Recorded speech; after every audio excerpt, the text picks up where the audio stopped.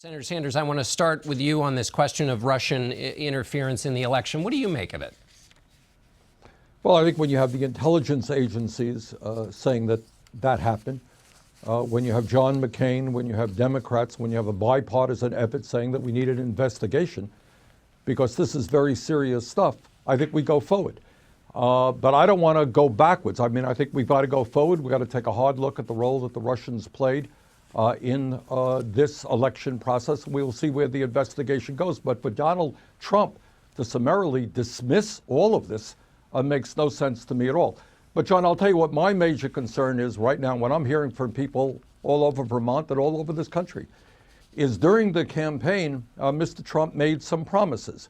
And what people want to know is he's going to keep the campaign promises that he made. He said, Donald Trump, I'm not going to cut Social Security. I'm not going to cut Medicare. I'm not going to cut Medicaid. And yet we're seeing Republicans in the Congress coming forward with devastating plans to cut Social Security, to cut Medicare. And I challenge Mr. Trump today, tell the American people you're going to keep your campaign promises. Tell the Republicans to back off. No cuts to Social Security, Medicare, and Medicaid, and go forward with your campaign promise to lower the cost of prescription drugs.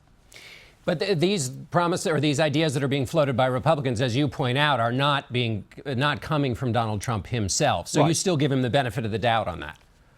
Well, but I think it's important when you appoint somebody like Congressman Price to be head of Health and Human Services agency, who has spent his career in trying to cut or privatize Medicare. I mean, that's not a good signal to send. So I think all that Mr. Trump has got to do today is to tell his Republican colleagues in the House and the Senate, back off, it ain't going to go anywhere. I'm going to veto any legislation that will cut Social Security because I promised the American people that I would not do that. Look, we have people watching this program right now. We got disabled veterans watching this program right now who are trying to get by on $12,000, $13,000 a year in Social Security. And they are frightened about cuts to Social Security.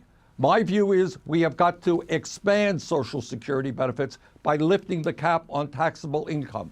If we do that, we can extend Social Security for 50 years. Only the top 1.5% of people in this country will pay more in taxes. That's the right thing to do. But at the very least, President-elect Trump has got to reassure the American people he's going to keep his promises. All right, Senator, we're just going to take a quick break, and we'll be right back in a minute with more from Senator Bernie Sanders. Don't go away.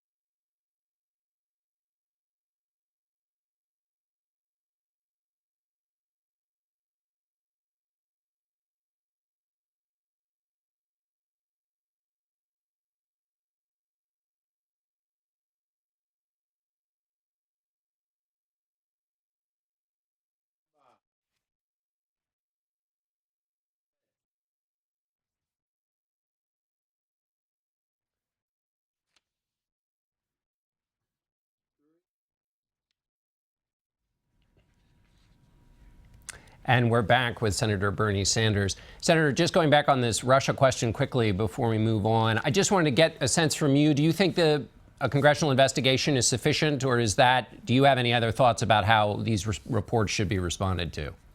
Well, I think, first of all, you need to get the facts, and I think that's what a bipartisan investigation should do. And once we get the facts, I think we go forward. But the word has got to go out to Russia, any other country on earth, that we are going to protect our democracy, that cybersecurity is very, very dangerous stuff, and we will not tolerate other countries interfering in the democratic process in this country.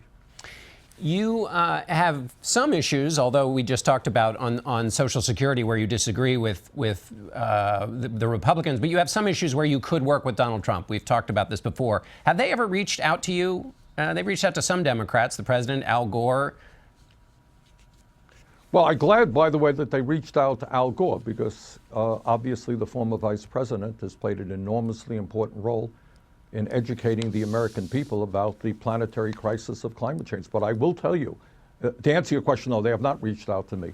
I'm glad they reached out to Gore, but apparently they are not hearing what Gore had to say. The debate on climate change is over. Climate change is real. It's caused by human activity. It is already causing devastating problems. It is beyond my comprehension. It really is. When the entire planet is struggling to cut carbon emissions, that Mr. Trump would appoint somebody to be head of the EPA who is a denier.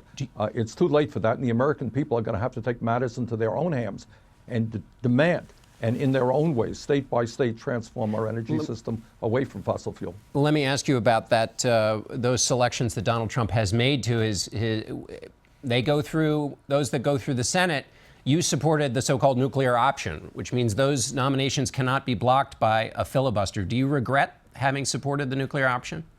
No, I don't. But we did that because Republicans were denying, obstructing President Obama in every way, making it impossible to appoint federal judges, district judges, and really paralyzing the judiciary branch. Many people there were not just getting the hearings they needed. We had to move forward. But right now, what concerns me very much is it looks like we have a cabinet of billionaires. I guess they have a few poor millionaires on it, but mostly it's billionaires. And this is coming from a candidate for president, Mr. Trump, who told us he was going to take on the establishment. Well, maybe I'm not seeing something here, but you don't appoint the head of Exxon Mobil to be Secretary of State. That's not quite taking on the establishment. You don't appoint a cabinet of billionaires to be taking on the establishment. So we will see how the hearings proceed, but I think there are a lot of very important questions that have to be asked of these nominees. But without the filibuster, there's really not much Democrats can do in the Senate. Well, I think we can expose, if somebody comes forward who tells us that climate change is not real and wants to be head of the EPA, well, we can bring in all of the scientific evidence all over this world to contradict that person and let the American people make a decision. And if we have somebody who thinks that we should cut Medicare, cut Social Security for disabled veterans, trust me, there will be a lot of very sharp questions there. All right, Senator Sanders, we have to end there. Thanks so much, and we'll be right back with a lot more Face the Nation.